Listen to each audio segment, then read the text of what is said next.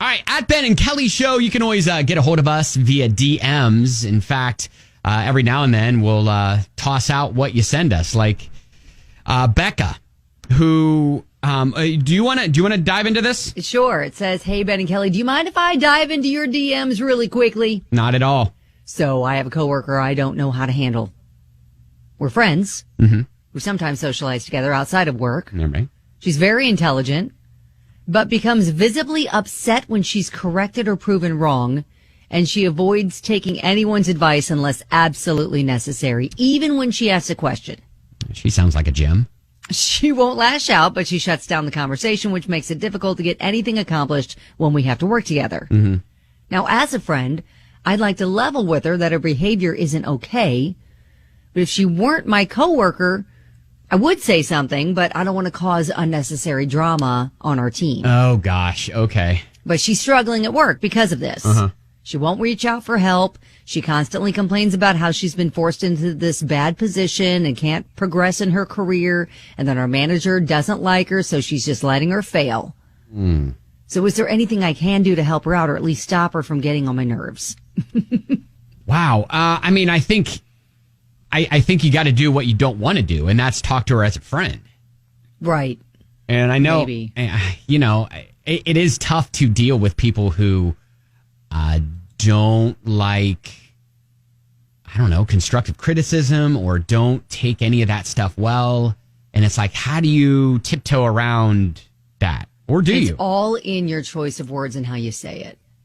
I think you have to approach it with like, "Hey, I know you're struggling with this, and I was just thinking about it. Maybe, this is something that might help," and kind of come at it with kind of a solution frame of mind, but also pointing out like what she's doing that might be contributing to her struggles. Mm.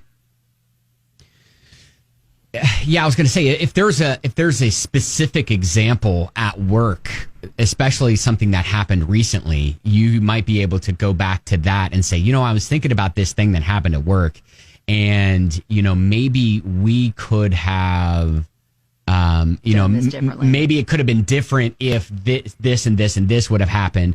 And maybe if you weren't such a psycho at work, this. No, I think we leave that part out. Maybe that's the part where the downfall happens. Absolute nut job at work, then maybe, we wouldn't be dealing with the situation we're in. Yeah. You complain about not advancing at work. Maybe it's because of this. Yeah, well, she's not great at any sort of the criticism or correction. So we have to maybe mask the criticism and the correction behind kind words and solutions and help. Why is the manager not jumping in on this? Because I'm sure the manager sees this.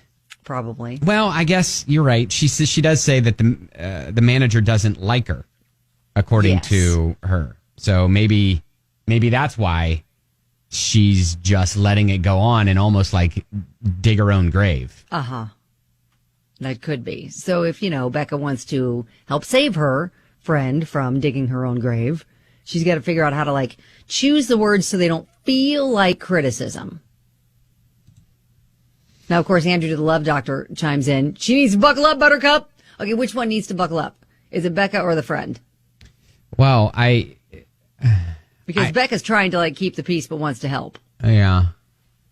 But when you got a delicate little flower as a subject. Right. And I think that's where Becca needs to man up a little bit or woman up a little bit and just say, hey, friend to friend, I know this is going to be tough for you to hear because, no one ever likes to hear anything negative about themselves. Right. And so, you're not going to help your situation and you're not going to advance if you continue in this way. I don't know. That is tough.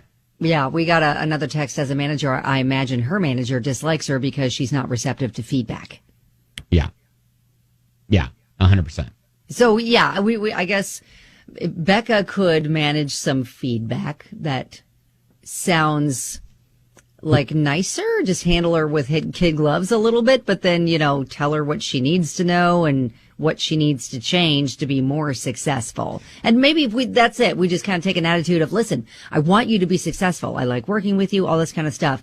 You got to, butter her up a little bit with some praise And then you can kind of lower the boom a little bit with what she needs to change and do differently. Do it on with a night of drinking. Like go out, get some drinks, and loosen her up, loosen you up. Maybe you'll hear more of why she is the way she is, or more of why she feels like her, she's in the position she's in.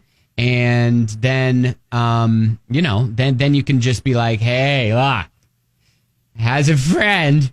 Listen, I'm a little afraid she's not going to remember. But if you're getting to that point where, hey, I don't know, maybe a couple drinks just to loosen her up and loosen you up, and then kind of make that conversation a little bit more, be honest, quote, organic. Then it might hit a little bit better. So Maggie said she could ask if it's okay to share with her some observations and feedback that she may not want to hear, but tell her it's out of love.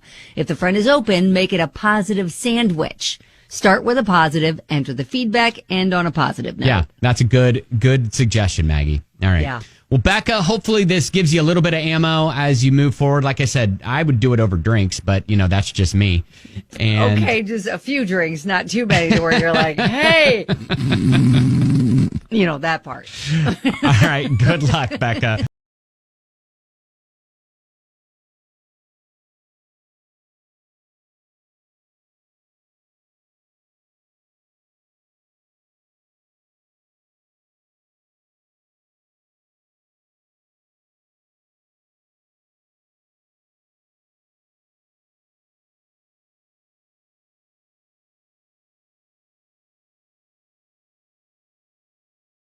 Keep us posted.